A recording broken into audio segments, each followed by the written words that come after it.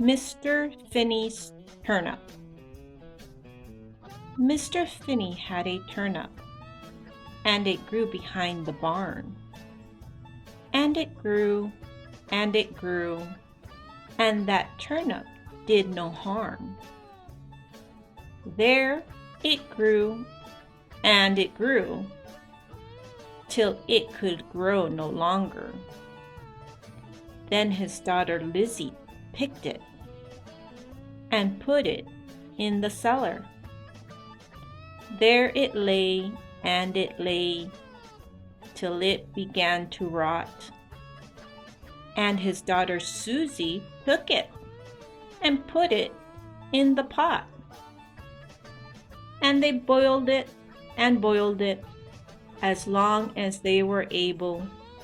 And then his daughters took it and put it on the table.